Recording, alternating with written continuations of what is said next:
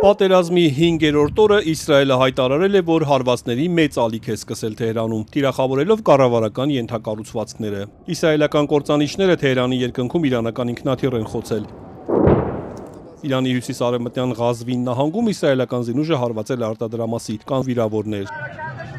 Իրավապաշտպանների տվյալներով պատերազմի ընթացքում Իրանում սպանվել է 1097 խաղաղ բնակիչ, այդ թվում 181 երեխա, վիրավորվել է 5400-ից ավելի մարդ, որոնցից 100-ը երեխաներ։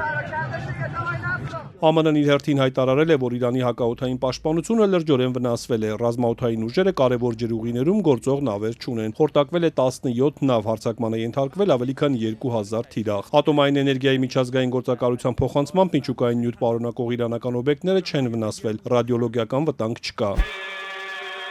Շարունակվող հարվածների պայմաններում հետաձգվել է Իրանի սպանված գերագույն առաջնորդի հոգեհանգստի այսօր երեկոյան նախատեսված երրորդյա արարողությունը։ Իրանցի պաշտոնյան ասել է, որ այն հետաձգվել է կազմակերպչական խնդիրների պատճառով։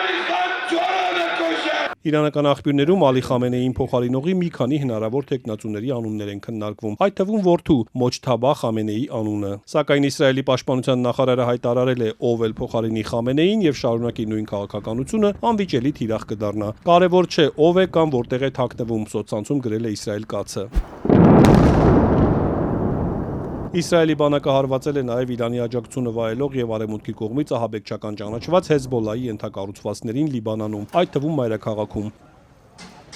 Հեզբոլլան իր հերթին հայտարարել է, որ հարվածել է Իսրայելի հյուսիսային Սաֆեդ քաղաքի մոտ գտնվող ռազմաբազային, իսկ սահմանի մոտ իսրայելական տանկ է խոցել։ Իսրայելը պահեստազորային դիվիզիա է ուղարկել Լիբանանի սահմանի արևմտյան հատված, որտեղից այն դուրս էր բերվել անցած տարի։ Նաև մոտ 6 կիլոմետր առաջ է շարժվել հարավում։ Լիբանանի տվյալներով Իսրայելի հարձակումներից առ այսօր 50-ից ավելի մարդ է սպանվել, տեղահանվել ավելի քան 65000-ը։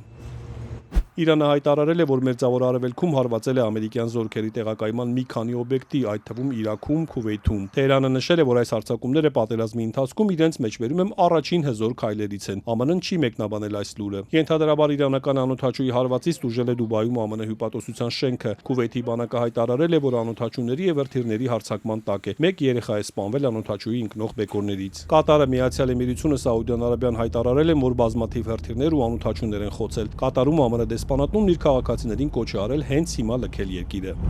Թուրքիան իրանական հրթիռ է խոցել իր տարածքում եւ զգուշացրել, որ կպատասխանի իր նկատմամբ ցանկացած ագրեսիայի։ ՆԱՏՕ-ն դատապարտել է Դաշինքի անդամ երկրի թիրախավորումը։ Ենթադրաբար իրանական մի հրթիռ էլ ընկել է Սիրիայի Ղամշլի քաղաքի մոտակայքում։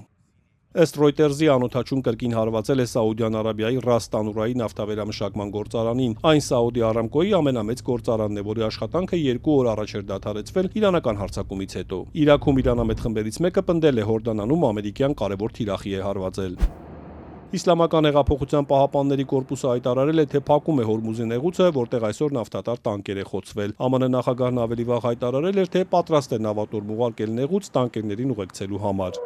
Պատերազմի 5-րդ օրը կողմերն այն դադարեցնելու ոչ մի նշան ցույց չեն տալիս։ Սպանված գերագույն առաջնորդի ավագ խորհրդական Մոհամմադ Մոխբերը հայտարարել է, որ Իրանը մտադիր չէ բանակցել եւ կարող է պատերազմել այնքան, որքան անհրաժեշտ է։ Իրանի արտգործնախարար Աբբաս Արաղչին էլ հայտարարել է, որ միջուկային ծրագրի շուրջ բանակցությունների ընթացքում Իրանի վրա հարձակվելով ԱՄՆ նախագահը մեջբերում է դավաճանել է դիվանագիտությանը եւ իր ընտրողներին։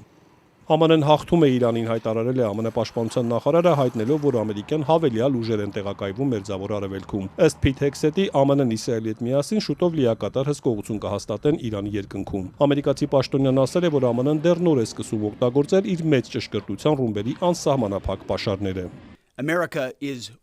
Ամերիկան հաղթում է, վճռականորեն ջախջախիչ եւ անողորմ կերպով։ Ընդամենը 4 օր է ինչ սկսվել է պատերազմը։ Ցուցանիշները փոխվում են, ամեն ինչ սկսում է պարզ դառնալ եւ ավելի շատ ուժեր են ժամանում։ Դեռ շատ վաղ է եւ ինչպես նախագահ Թրամփն է ասել, մենք կօգտագործենք մեզ անհրաժեշտ ողջ ժամանակը համոզվելու, որ հաջողում ենք։ Հեքսեթը նաև հայտնել է, որ ամերիկյան Սուզանավն է Շրի Լանկայի ափերի մոտ խոցել իրանական ռազմանավը, որը խորտակվել է։ Ըստ Ռոյտերզի 100-ից ավելի մարդ անհետ կորել է, 78-ը վիրավորվել։ Ալ Ջազիրայի փոխանցմամբ էլ առնվազն 30-ը հոսպիտալացվել են։ Նախագահ Դոնալդ Թրամփն իր հերթին ասել է, թե իրանական ռեժիմը, որն ունի մեծ հեռահարության հրթիռներ եւ կարող է նաեւ միջուկային զենք ստեղծել, անհանդուրժելի սպառնալիք կլինի ինչպես Մերձավոր Արևելքի, այնպես էլ ԱՄՆ-ի համար։ Սպիտակ տան ղեկավարը պնդել է, մարդկանց մեծ մասը, որոնք համարվում են Իրանի ապագա հավանական առաջնորդներ, այլևս ողջ չեն։ Մարդկանց մեծ մասը, որոնց դիտարկում էինք, մահացած է, եւ հիմա մենք ունենք մեկ այլ խումբ, որը ըստ հաղորդումների եւս կարող է մահացած լինել, այնպես որ կարծում եմ շուտով երրորդ ալիք է սպասվում, որի մասին ոչ ոք չի իմանա։ Իրանի դեմ ԱՄՆ-ի եւ Իսրայելի պատերազմը խաթարել է համաշխարհային մատակարարման շղթաները, խնդիրներ ստեղծելով տարածաշրջանի եւ աշխարհի համար, այդ թվում ֆինանսական շուկաներում։ Associated Press-ի փոխանցմամբ մոտ 3000 նավ է արգելափակված Պարսից ծոցում։ Ծոցի մի շարք երկրներում ավիափոխադրումները եւս սահմանափակված են։ Տասնյակ հազարավոր տարանցիկ ուղևորներ արգելափակված են։ Որոշ երկրներ չարտերային չվերթներ են կազմակերպում իրենց քաղաքացիներին տարհանելու համար։